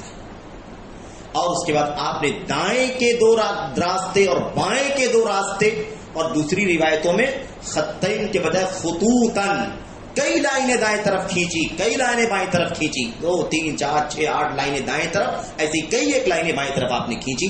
آپ نے ان لائنوں کی طرف، ان راستوں کی طرف آپ نے اشارہ کر کے آپ نے فرمایا اعلی کلی ان هذه السبل، یہ اس سیدھے راستے کے علاوہ والے راستے ہیں. اعلی کلی سبیل منها شیطان یدعو الیہ، یہ اصل میں استدلال ہے. یہ استدلال ان میں سے جتنے بھی راستے ہیں، ہر راستے پر شیطان بیٹھا ہوا ہے، اور وہ شیطان چلنے والے کو اپنی طرف بلاتا ہے، اپنی طرف بلاتا، آؤ میری طرف، آؤ میری طرف، آؤ میری طرف. یہ حدیث صاف بتلاتی ہے کہ وہ جو بیچ والا راستہ ہے جس کے بارے میں اللہ کے نبی نے فرمایا، قرآن کریم میں اللہ نے فرمایا یہ میرا سیدھا راستہ ہے، یہی راستہ سنت کا راستہ، یہی راستہ حدیث کا راستہ، یہی راستہ قول رسول کا، یہی راستہ فعل رسول کا، یہی راستہ یہی مسلک، یہی راستہ رسول کا راستہ، رسول کا مسلک. اس کے علاوہ دائیں والے راستے، بائیں والے راستے، اللہ کے نبی نے کیا فرمایا؟ ان میں سے ہر راستے پر شیطان بیٹھا ہوا ہے جو اسے اپنی طرف بلا رہا ہے. تو حدیث رسول پر عمل کرنے والا، بیچ والے راستے پر عمل کرنے والا، یہ دائیں طرف جتنے سارے راستے ہیں سب پر شیطان ہیں، ان سارے شیاطین سے بچے گا کہ نہیں بچے گا؟ ان بائیں طرف والے سارے راستوں پر جو شیاطین بیٹھے ہوئے ہیں، ان راستوں پر نہ چلنے کی وجہ سے ان راستوں کے شیاطین سے اپنے آپ کو بچائے گا کہ نہیں بچائے گا؟ یہ حدیث رسول پر عمل کرنے کا ایک بہت بڑا فائدہ ہے. اسی لیے جو سنت کی جستجو میں لگے رہتے ہیں، سنت کی تلاش میں لگے رہتے ہیں، حدیث رسول قول فعل عمل تقریر اس کی تلاش میں لگے رہتے ہیں ہر زندگی کے کام میں، میرے بھائیوں کبھی شیطان کا داؤ پیچ ان کے اوپر نہیں چلتا ہے، ان سے بھاگتا ہے شیطان. اس لیے کہ سنت اور حدیث کا جوہر اس کے ہاتھ میں ہوتا ہے، اس کی دال نہیں چل سکتی، اس کا داؤ پیچ نہیں چل سکتا. اس کے علاوہ جو سنت سے دور ہے وہ تو اس کے لوگ ہیں، وہ تو اسی کے فیور کے لوگ ہیں، اسی کے راستے والے ہیں. اور راستہ ایک ہے، ایک، انیک راستہ نہیں ہے. طریق لا طرق، ایک راستہ ہے، کئی راستے نہیں. جماعت لا جماعت، ایک جماعت ہے، کئی جماعتیں نہیں. یہ فلسفہ جو نہر والا اور پہاڑ سے نالیاں گرا کر کے لوگ فوٹو بنا کے بھیجتے ہیں نا، ادھر سے آتی ہے نالی سب اسی راستے پر، ادھر سے نالی آتی اسی راستے پر، یہ سب سے بڑا دھوکہ ہے جو لوگوں کو دیا جا رہا ہے. تو نالی ادھر سے کیوں آئے، اسی راستے پر کیوں نہیں چلتے؟ ہم کہہ رہے ہیں، اللہ کے نبی کہہ رہے ہیں کہ ان سب پر شیطان بیٹھا ہے. دھوکہ میں نے کہا نا کہ دھوکہ ہے، آپ کو بتانا چاہتا ہوں دھوکہ ہے کیسے. ایسا نہ لگے کہ میں طنز کر رہا ہوں دھوکہ. اللہ کے نبی کی حدیث بتلاتی ہے کہ دھوکہ دیا جا رہا ہے. کہتے یہ دیکھو یہ راستہ ہے، ادھر سے جو نہر بہ رہی وہ بھی اسی میں آ رہی، ادھر کی نہر بھی اسی میں آ رہی، دوسری والی تیسری والی سب اسی میں آ رہی ہے. تم پریشانی کی کیا بات ہے؟ بھائی ایسے نہیں ہے جیسے بیان کیا جا رہا ہے، یہ دھوکہ ہے، دھوکہ.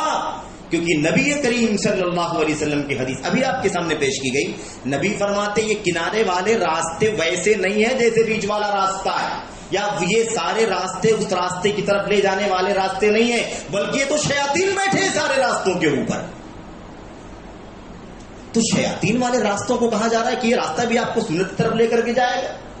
ادھر والے راستے شیاطین والے آپ کو سنت والے راستے پر لے کر کے جائیں گے، حدیث والے راستے پر. دھوکہ ہے کہ نہیں دھوکہ ہے؟ دھوکہ دیا جا رہا ہے. شیاطین بیٹھے ان راستوں پر بتایا جا رہا ہے کہ یہ راستہ آپ کو سنت کی طرف لے کر کے جائے. یہ بہت بڑا دھوکہ ہے. عوام الناس واہ واہ لگاتی ہے. عوام الناس کہتے ہیں کہ واہ کیا کہنا ہے، یہ تو ساری امت کے جھگڑے کو حل کر دیا گیا. امت کے جھگڑے کو حل نہیں کر دیا گیا، بلکہ امت کو شیاطین کے جھرمٹ میں، شیاطین کی بھیڑ میں جھونک دیا گیا کہ سب شیاطین کے حوالے ہو جاؤ. میرے بھائیوں یہ سب صرف منطقی فلسفوں سے اور لوگوں کے ذہنوں سے کھیل کر کے کوئی مسئلہ حل نہیں ہو سکتا. ہم اصولوں پر چلنے والے لوگ ہیں، دلیلوں پر چلنے والے لوگ ہیں. ہم اللہ کی طرف سے جو روشنی اترے گی اسی روشنی سے روشنی حاصل کریں گے، تبھی جا کر کے جنت کے راستے پر چل سکیں گے، تبھی جا کر کے نجات کے راستے پر چل سکیں گے. اس کے علاوہ نجات کا کوئی راستہ ہمارے لیے، آپ کے لیے ممکن نہیں ہے. اچھا بہرحال اور کئی بہت سارے فوائد ہیں، ان سارے فوائد کو بیچ میں چھوڑ کر کے میں اخیر کے ایک دو فوائد پر آنا چاہتا ہوں جو زیادہ اہم ہے اور اس پر خصوصی طور پر بات کرنا ہے۔ ایک فائدہ حدیث رسول صلی اللہ علیہ وسلم پر عمل کرنے کا یہ ہے کہ جو حدیث رسول پر عمل کرتا ہے وہ فرقہ بندیوں سے، اختلافات سے، پارٹی بندیوں سے، گروہ بندیوں سے، جھگڑوں سے اپنے آپ کو نجات دلا دیتا ہے۔ یعنی حدیث رسول پر عمل کرنے سے تفرقہ نہیں ہوتا، حدیث رسول پر عمل کرنے سے اختلاف ہوتا نہیں ہے، اختلاف ختم ہوتا ہے۔ جھگڑے حدیث رسول سے پیدا نہیں ہوتے بلکہ حدیث رسول پر عمل کرنے سے جھگڑے ختم ہوتے ہیں۔ تو جو حدیث رسول پر چلتا ہے وہ تفریقے سے، تشدد سے، انتشار سے، اختلاف سے، جھگڑے سے، تنازع سے، پارٹی بندی سے، ہے نا، ان سب سے نجات حاصل کر لیتا ہے۔ کیسے؟ زبردستی نہیں، زبردستی کوئی بات نہیں، سب دلیلوں کی روشنی میں ہے۔ اللہ کا کلام ہم پڑھتے رہتے ہیں نا، اللہ کا کلام پڑھتے ہیں۔ اللہ تبارک و تعالیٰ فرماتا ہے یا ایھا الذین آمنوا اطیعوا اللہ واطیعوا الرسول، اے ایمان والو اللہ کا کہا مانو، اس کے رسول کا کہا مانو، ہے کہ نہیں؟ وَأُولِي الْأَمْرِ مِنْكُمْ، اور تم میں سے جو معاملے کے ذمہ دار ہیں ان کا کہا مانو۔ معاملے کے ذمہ دار میں دو لوگ آتے ہیں، علماء اور امراء۔ علماء اور امراء یعنی علماء جو ہیں اور جو مسلمانوں کے حکام ہیں، مسلمانوں کے خلیفہ ہیں، حاکم ہیں، امیر، بادشاہ جو بھی ہیں، یہ دو طبقے ہیں جو اولو الامر کے اندر آتے ہیں۔ تو اللہ کا کہا مانو، اس کے رسول کا کہا مانو، اور جو تمہارے معاملے کے ذمہ دار یعنی علماء اور حاکم ہیں ان کا کہا مانو۔ اس کے بعد اللہ تعالیٰ نے کیا فرمایا؟ فَإِن تَنَازَعْتُمْ فِي شَيْءٍ فَرُدُّوهُ إِلَى اللَّهِ وَالرَّسُولِ، جب کسی مسئلے میں تمہارا آپس میں جھگڑا ہو جائے، تم آپس میں کسی مسئلے میں کیا کر لو؟ جھگڑا کر لو، ایک طبقہ کہے نہیں ایسا ہے، دوسرا کہے نہیں ایسا، ایک کہے حلال دوسرا کہے حرام، ایک کہے جائز دوسرا کہے ناجائز، تو کیا کرو پھر؟ اب اس جھگڑے ہو گیا کہ نہیں ہو گیا؟ جھگڑا ہو گیا، تنازع ہو گیا۔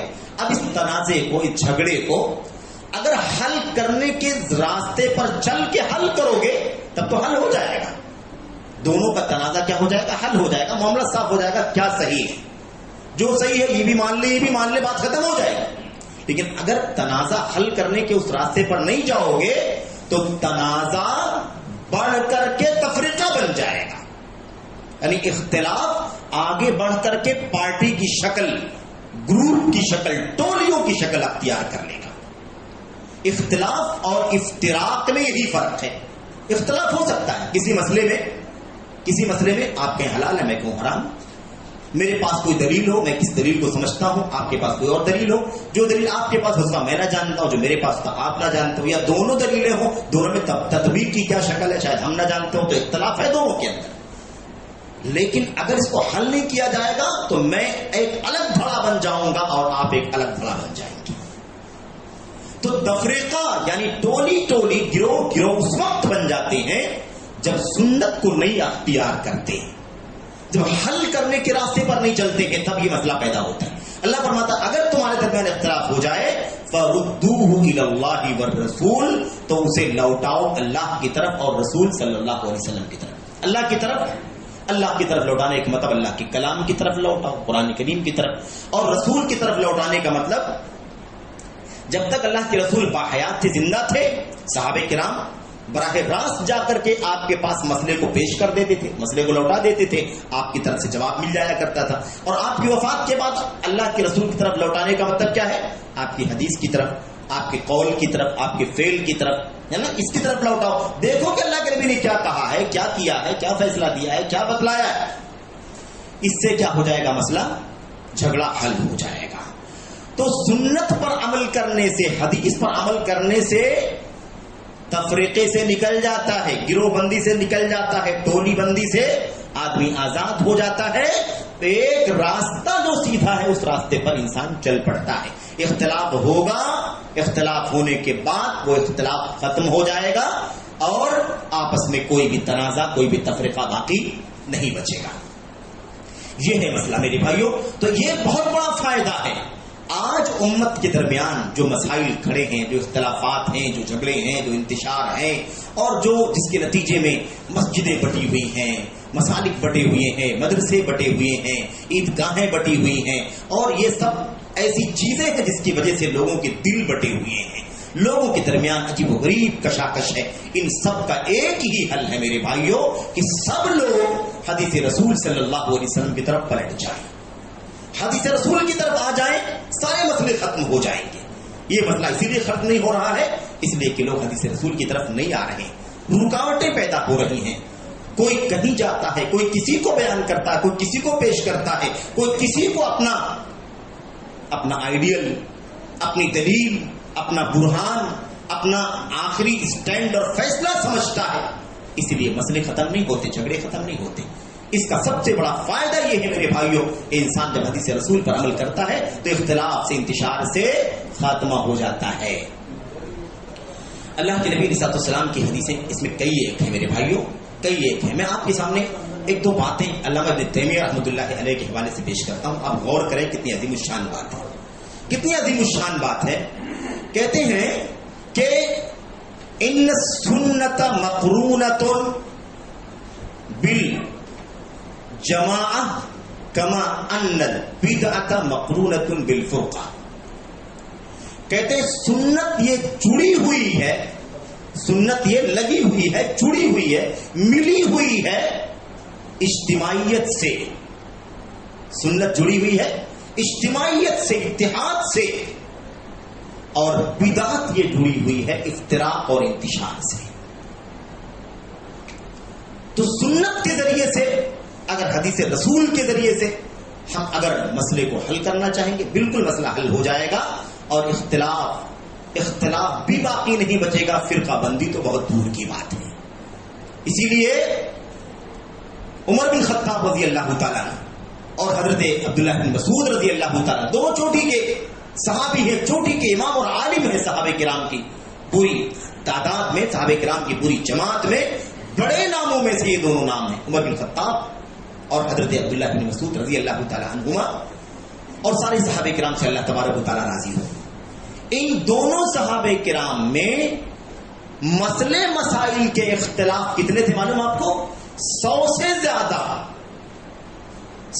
زیادہ مسئلے میں ان دونوں کے درمیان اختلاف تھے، ان کا یہ موقف، ان کا یہ موقف، ان کا یہ موقف، ان کا یہ موقف، لیکن کبھی فرقہ بندی نہیں ہوئی، کبھی ٹولی بندی نہیں ہوئی۔ جو اختلاف ہے وہ دلائل کی بنیاد پر ہے، دلائل نہیں ہے، اجتہاد ہے، ان کا اجتہاد یہ کہتا ہے، ان کا اجتہاد یہ کہتا ہے، ان کا اجتہاد یہ کہتا ہے، ان کا اجتہاد یہ کہتا ہے، سمجھ رہے؟ لیکن کبھی اس کی وجہ سے آپس میں نفرت نہیں پیدا ہوئی کہ وہ الگ تھلگ ہو جائے اور یہ الگ تھلگ ہو جائے، یہ کہیں میرا تم سے کوئی تعلق نہیں ہے، اور یہ کہے کہ مجھ سے میرا تم سے کوئی تعلق نہیں، میں تمہارے ساتھ نماز نہیں پڑھوں گا، وہ یہ کہے کہ میں تمہارے ساتھ نماز نہیں پڑھوں گا کیونکہ تم یہ کہتے ہو، اور وہ کہے کہ تم یہ کہتے ہو۔ ایسا کوئی معاملہ کبھی بھی پیش نہیں آیا، بلکہ دونوں کے درمیان بہت کمال کی محبت پائی جاتی تھی، کمال کی محبت پائی جاتی تھی۔ کسی کا دکھ سن کر کے دوسرا زار و قطار روتا تھا، ایک کی وفات ہو گئی دوسرا مایوس ہونے لگا، یہ سوچ کر کے کہ اب ہم اپنے مسائل کا حل کس سے پوچھیں گے، یہ حالت تھی میرے بھائیوں۔ تو بہرحال کہنے کا مطلب یہ ہے کہ اختلاف، افتراق، فرقہ بندی، ٹولی، گروہ، دھڑبندیاں جو ہے نا، اس سے بچنے کے لیے، نجات پانے کے لیے ضروری ہے کہ کیا کریں ہم؟ حدیث رسول صلی اللہ علیہ وسلم پر عمل کریں، اس کے ذریعے سے فرقہ بندی ختم ہو جائے۔ اچھا، اسی طریقے سے حدیث رسول پر عمل کے فوائد کے حوالے سے ایک بات اور بیان کر کے پھر میں نقصانات کی طرف سرسری اشارہ کروں گا۔ حدیث رسول پر عمل کرنے کے فوائد میں سے ایک فائدہ یہ ہے کہ جب آدمی حدیث رسول پر عمل کرتا ہے، حدیث رسول تلاش کرتا ہے، عبادات، توحید اور عبادات سے لے کر معاملات، کھانے پینے کی اشیاء، اور اس کے علاوہ اٹھنا بیٹھنا، سونا جاگنا، معاملات، ساری چیزوں میں جب حدیث رسول کی تلاش کرتا ہے، اس کے مطابق یہ عمل کرنے کی کوشش کرتا ہے، تو ایک فائدہ یہ نکلتا ہے، ملتا ہے اس کا کہ پھر وہ بدعتوں سے اپنے آپ کو بچا لیتا ہے۔ حدیث رسول پر عمل کرنا ہی اس کا مشن ہے، حدیث رسول پر عمل کرنا ہی اس کا کیا ہے؟ مشن ہے۔ کسی بھی کام میں تلاش کرتا ہے اللہ کے نبی نے کیا فرمایا، اللہ کے نبی نے کیا کیا، آپ کا قول کیا ہے، آپ کا عمل کیا ہے، آپ کا فعل، یہی تلاش کرتا ہے۔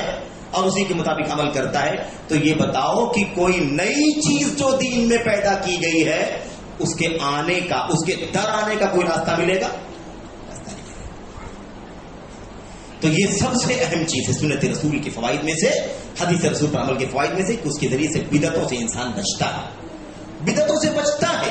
اور بدعتیں جیسا کہ علماء کہتے ہیں برید الکفر، یہ کفر کی ڈاک، یعنی بدعتوں کے ذریعے سے انسان کفر تک پہنچ جاتا ہے۔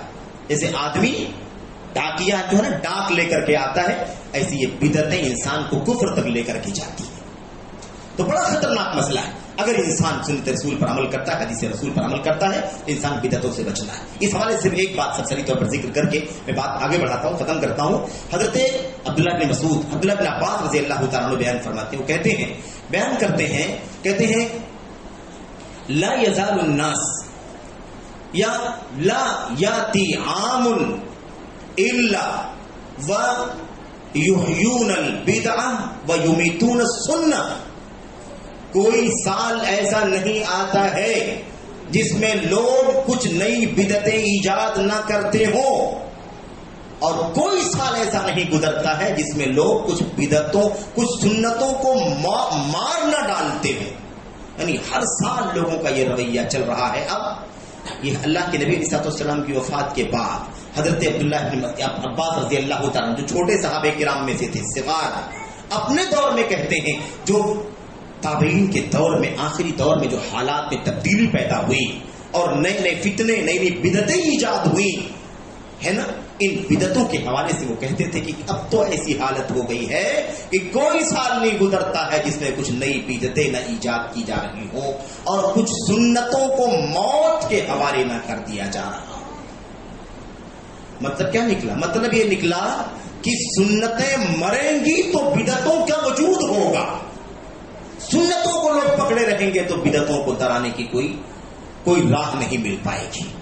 کہتے ہیں حتی تحی البدع وتموت السنن، حالت یہ ہو جا رہی ہے کہ بدعتیں پیدا ہو رہی ہیں، بدعتیں زندہ ہو رہی ہیں اور سنتیں مر رہی ہیں۔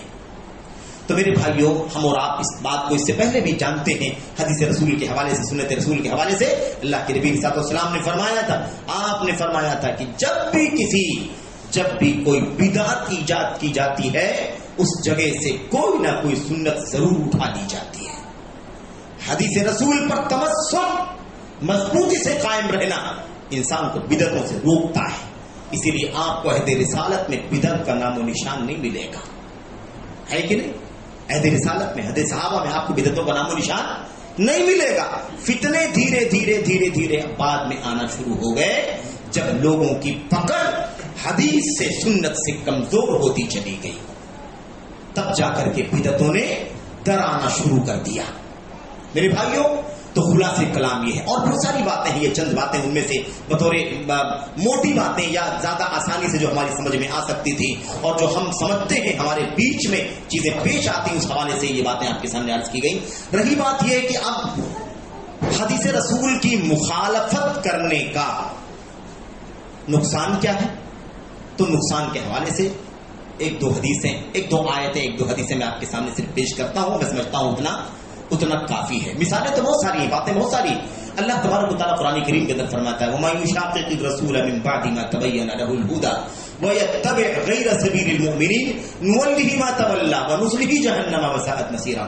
اللہ تبارک و تعالیٰ فرماتا ہے جو رسول صلی اللہ علیہ وسلم کی مخالفت کرتا ہے، حدیث رسول کی مخالفت، رسول کریم صلی اللہ علیہ وسلم کی مخالفت، حدیث رسول کی مخالفت، سنت کی مخالفت، آپ کے قول کی مخالفت، آپ کے فعل کی مخالفت، یہی رسول صلی اللہ علیہ وسلم کی مخالفت ہے۔ من بعد ما تبین لہ الہدی، آپ کی سنت آ جانے کے بعد، آپ کی حدیث ظاہر ہو جانے کے بعد جو رسول کریم صلی اللہ علیہ وسلم کی مخالفت کرتے ہیں اور مسلمانوں کا راستہ چھوڑ کر کے دوسروں کا راستہ اختیار کر لیتے ہیں، مسلمانوں کا راستہ، مومنوں کا راستہ چھوڑ کر، مومن کون تھے اللہ کے نبی کے زمانے میں؟ صرف اور صرف صحابہ کرام تھے۔ ان کا راستہ جو لوگ چھوڑ کر کے وَيَتَّبِعْ غَيْرَ سَبِيلِ الْمُؤْمِنِينَ، مومنوں کے راستے کے علاوہ کی پیروی کرتے ہیں، یعنی مومنوں کا راستہ چھوڑ دیتے ہیں، صحابہ کرام کا راستہ۔ یہ آیت کریمہ بتلاتی ہے کہ کسی بھی آیت کو، حدیث کو آدمی خود سے نہیں سمجھ سکتا ہے، بلکہ چاہیے کہ صحابہ کرام جنہوں نے سب سے پہلے قرآن کو سنا، قرآن کو پڑھا، قرآن کے مطابق عمل کرتے ہوئے اللہ کے نبی کو اپنی آنکھوں سے دیکھا ہے نا، انہوں نے کیسے سمجھا، کیسے عمل کیا، کیسے اس کو فالو کیا، اس کے مطابق ہم کو فالو کرنا، تب جا کر کے انسان گمراہی سے اپنے آپ کو بچا پائے گا۔ اچھا، مخالفت کرنے کا اور لوگوں کے مومنوں کے راستے کو چھوڑ کر کے دوسرے راستے پر چلنے والوں کا انجام کیا ہوگا؟ اللہ تبارک و تعالیٰ فرماتا ہے نوَلِّهِ مَا تَوَلَّى، نوَلِّهِ مَا تَوَلَّى، جس طرف وہ جائے گا پھرے گا اسی طرف ہم اس کو پھیر دیں گے۔ اب وہ سنت حدیث رسول کی مخالفت کر رہا ہے تو ہم اس کو اسی طرف لگا دیں گے۔ مسلمانوں کے مومنوں کے راستے کے علاوہ راستے کی طرف چل رہا ہے تو ہم اس کو اسی طرف موڑ دیں گے۔ تو میرے بھائیوں، اسی لیے قرآن کریم میں جگہ جگہ کہا گیا ہے کہ جو ہدایت چاہتا ہے اللہ اس کو ہدایت عطا فرماتا ہے۔ میں یہدی اللہ فہو المہتد، ہدایت تلاش کرنا پڑے گا، ہدایت کے راستے پر چلنا پڑے گا۔ اس نے کہا جا رہا نفس کی غلامی مت کرو، اپنی خواہشات کے پیچھے مت چلو، اللہ کا کلام، اللہ کے نبی کا فرمان ہے، اس کے مطابق چلو۔ تو مسئلہ یہی ہے کہ اگر حکم رسول کی مخالفت کرے گا تو نتیجہ کیا ہوگا؟ نوَلِّهِ مَا تَوَلَّى، جس طرف پھرے گا اسی طرف ہم اس کو پھیر دیں گے، وَنُصْلِهِ جَهَنَّمَ، اور ہم اس کو آخرت میں سزا یہ دیں گے کہ جہنم رسید کر دیں گے۔ اور یہ جہنم بڑی بری جگہ ہے، بدترین ٹھکانہ ہے، بدترین رہائش کی جگہ ہے، انسان کو وہاں چلے جانا پڑے گا۔ یہ نقصان ہے میرے بھائیوں، اس سے بڑا نقصان اور کیا ہو سکتا ہے کہ انسان جب حدیث رسول کو چھوڑتا ہے، سنت رسول پر عمل نہیں کرتا، حدیث رسول پر عمل نہیں کرتا ہے، تو اس کا نتیجہ یہ نکلتا ہے کہ اللہ تبارک و تعالیٰ اسے توفیق نہیں دیتا، بلکہ اسے توفیق چھین لیتا ہے۔ جس طرف جانا چاہتا ہے اللہ تبارک و تعالیٰ اس کو اسی طرف موڑ دیتا ہے۔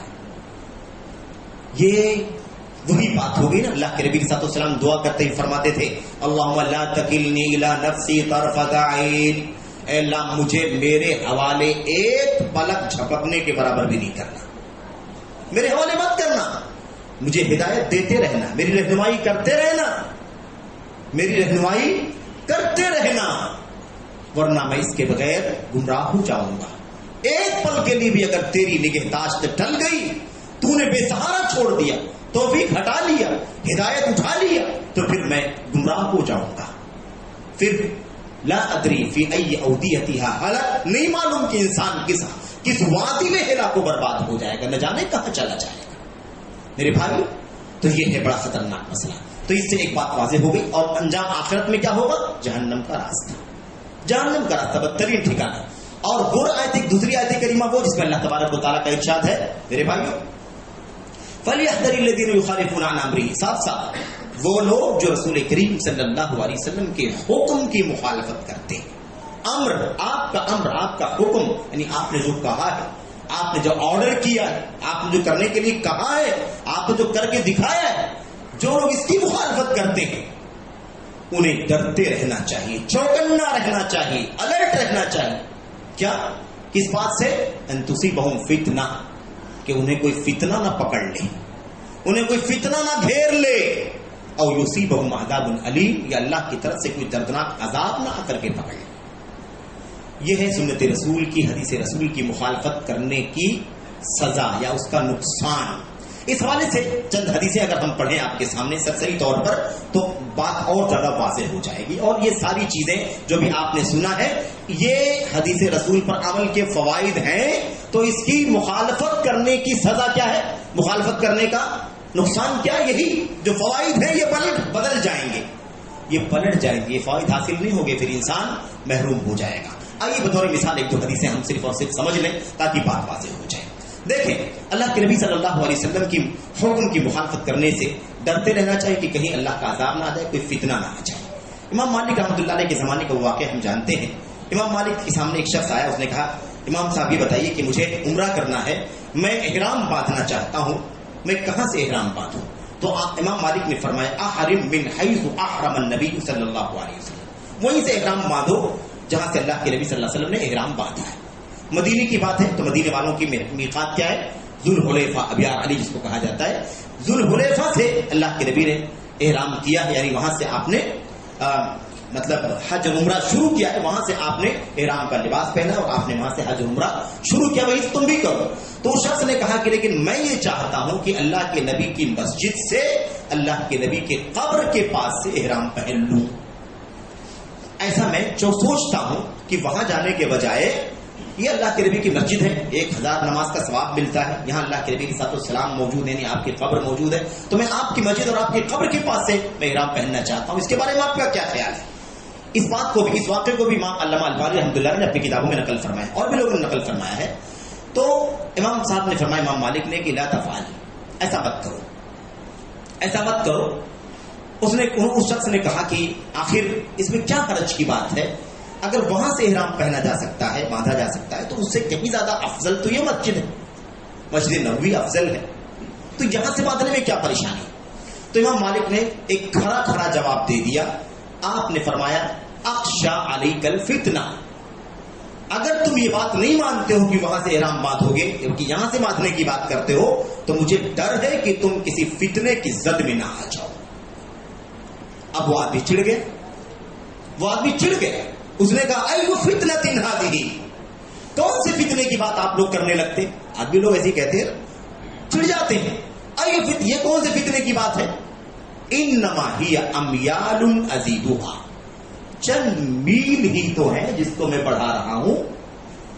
وہاں سے باندھوں گا، وہاں سے ذوالحلیفہ سے باندھوں گا تو میل کم ہو جائے گا، اور یہیں سے باندھ لوں گا تو یہاں سے 3 میل 4 میل جو یہاں سے وہاں تک جانے کا فاصلہ ہے وہی میل بڑھ جائے گا.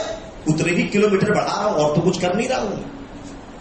تو یہ چند میل ہے جو میں بڑھا رہا ہوں، بس اتنی سی بات ہے، اور آپ کہتے ہیں کہ فتنے کا ڈر ہے، فتنے میں نہ پڑ جاؤں. اس میں کون سے فتنے کی بات ہے؟ امام مالک رحمۃ اللہ نے فوراً وہ آیت کریمہ پڑھی. یہی آیت کریمہ، کیا؟ یہی فَلْيَحْذَرِ الَّذِينَ يُخَالِفُونَ عَنْ أَمْرِهِ.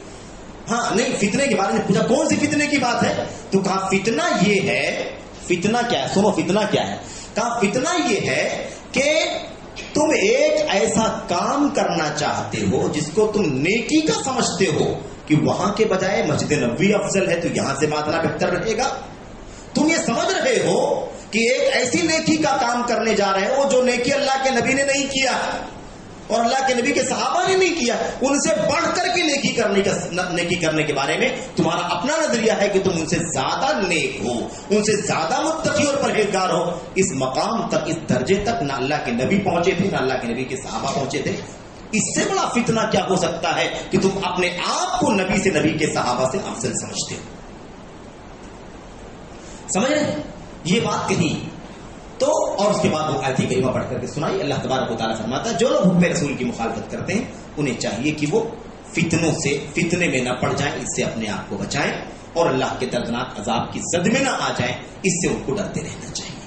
تو یہ میرے بھائیوں حکم رسول، حدیث رسول کی مخالفت کا انجام ہے، یہ انجام ہے اس کا. اور میں آپ کو بتاؤں، ایک اور مثال میں آپ کے سامنے پیش کروں. اللہ کے نبی صلی اللہ علیہ وسلم نے ایک شخص کو دیکھا کہ بائیں ہاتھ سے کھانا کھا رہا. واقعہ جانتے ہیں آپ لوگ، صحیح مسلم کی روایت میں سب لوگ جانتے ہیں. یاد دہانی صرف اور صرف بائیں ہاتھ سے کھانا کھا رہا، یا کل بھی شمالی اپنے بائیں ہاتھ سے کھانا کھا رہا. اللہ کے نبی صلی اللہ علیہ وسلم نے فرمایا کل بھی یمینی، بھائی دائیں ہاتھ سے کھانا کھاؤ، بائیں ہاتھ سے کھانا کیوں کھا رہا؟ اس شخص نے کہا لا استطیع، میں دائیں ہاتھ سے نہیں کھا پاؤں گا، مجھے طاقت نہیں، میں دائیں ہاتھ سے کھانے کی طاقت نہیں رکھتا. اللہ کے نبی علیہ السلام نے محسوس کیا کہ اس کے ہاتھ میں، آپ کو علم تھا یا آپ جانتے تھے یا آپ نے دیکھا تھا کہ اس کے ہاتھ میں کوئی ایسا معاملہ نہیں ہے، کوئی مرض نہیں ہے، کوئی شلل نہیں ہے، کوئی مطلب یعنی کیا کہتے ہیں اس کو، کوئی بیماری نہیں ہے جس کی وجہ سے وہ ہاتھ نہ اٹھا سکے، دائیں ہاتھ سے نہ کھا سکے. آپ نے محسوس کیا کہ وہ محض تکبر کی وجہ سے کہ میں آپ کی بات نہیں مانوں گا، نہیں کھا سکتا، میں دائیں ہاتھ سے نہیں کھاؤں گا، اس طرح سے اس نے کہا. اللہ کے نبی صلی اللہ علیہ وسلم نے ناراضگی کا اظہار کیا اور آپ نے بددعائیہ جملہ آپ نے فرمایا لستطعت، تم دائیں ہاتھ سے کھانے کی طاقت نہ رکھو، یعنی تمہیں دائیں ہاتھ سے کھانے کی طاقت ہو ہی نہ، ایسے ہی رہ جاؤ. اللہ کے نبی صلی اللہ علیہ وسلم کی اس بددعا کی وجہ سے کہتے ہیں فما رفعها الى فی، اس کی موت ہو گئی لیکن اپنے دائیں ہاتھ کو مرتے دم تک اپنے منہ تک وہ نہیں لا سکا. یہ اللہ تبارک و تعالیٰ کی طرف سے دردناک عذاب. تو سنت اور حدیث کی مخالفت کرنے کی سزا اللہ تبارک و تعالیٰ دنیا میں بھی دے دیتا ہے. اور یہ سب سے بڑے عذاب میں سے اور سب سے بڑی سزا میں سے سب سے بڑے نقصان میں سے ایک نقصان ہے کہ سنت رسول پر حدیث رسول پر عمل نہ کرنے کی وجہ سے اماموں کی تقلیدوں کی وجہ سے اماموں کے مسلکوں پر شدت کے ساتھ دلیلوں کے حوالوں کے سے بالکل آزاد ہو کر کے محض اماموں کے پیچھے چلنے کی وجہ سے آج امت اختلاف، انتشار، فرقہ بندی ٹولیوں میں بٹی ہوئی ہے. وہ امت جس کی کتاب ایک ہے، وہ امت جس کا قبلہ ایک ہے، وہ امت جس کا رب، جس کا الہ معبود ایک ہے، وہ امت جس کا نبی اور جس کا پیغمبر ایک ہے، وہ امت اسی نبی کی بات کو نہ ماننے کی وجہ سے آج نہ جانے کتنے فرقوں میں، نہ جانے کتنی ٹولیوں میں بٹی ہوئی ہے. میرے بھائیو، یہ چھوٹا عذاب نہیں. وَلَا يَزَالُونَ مُخْتَلِفِينَ إِلَّا مَا رَحِمَ رَبُّكَ.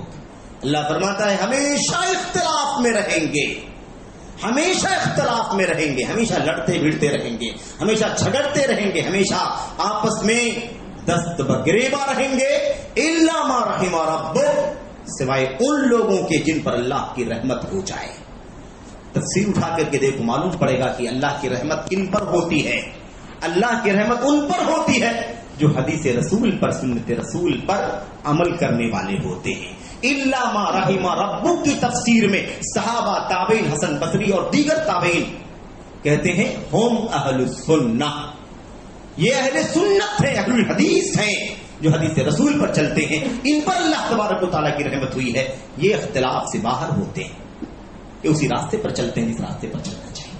آج امت میں اختلاف، انتشار، ٹولی، یہ مسلک وہ مسلک، یہ پارٹی وہ پارٹی، یہ دھڑا وہ دھڑا، یہ سارے اختلافات، یہ سارے مسائل جو ہیں نا میرے بھائیو، اس کی ایک ہی وجہ ہے کہ ہم سنت رسول سے دور ہیں، حدیث رسول سے پر عمل کرنے سے دور ہیں. اس لیے ہمیں چاہیے کہ ہم اس نقصان سے اگر اپنے آپ کو، امت کو بچانا چاہتے ہیں تو اللہ کے رسول صلی اللہ علیہ وسلم کی حدیثوں کی طرف، آپ کے قول، آپ کے فعل، آپ کی تقریر کی طرف آ جائیں اور زندگی کے ہر مسئلے میں، عقیدے سے لے کر کے عبادت سے گزرتے ہوئے معاملات، اخلاق، سیاست، کردار، حلال حرام، سارے مسائل میں نبی کریم صلی اللہ علیہ وسلم کی حدیثوں کو جستجو کریں، اس کے مطابق عمل کر انشاءاللہ تبارک و تعالی امت کا اختلاف بہت جلد ختم ہو جائے گا. جیسے اسی راستے پر چلنے کی وجہ سے عہد صحابہ میں کوئی اختلاف نہیں تھا، عہد صحابہ میں، عہد تابعین میں کوئی ٹکڑا، کوئی پارٹی، کوئی گروہ بندی نہیں تھی. اللہ سے دعا ہے کہ اللہ تبارک و تعالیٰ ہمیں حدیث رسول پر عمل کرنے کی توفیق عطا فرمائے، اس کے فوائد سے فیض یاب ہونے کی توفیق عطا فرمائے، اور حدیث رسول پر عمل کرنے کے بجائے اس کی مخالفت سے بچنے کی توفیق عطا فرمائے، اور اس کے نقصانات سے، اس کے اضرار سے اور اس کی لعنتوں سے اللہ تبارک و تعالیٰ ہمیں بچنے کی توفیق عطا فرمائے. آمین رب العالمین. صلی اللہ علیہ وسلم وبارک علی نبینا محمد وعلی آلہ وصحبہ اجمعین. السلام علیکم ورحمۃ اللہ وبرکاتہ.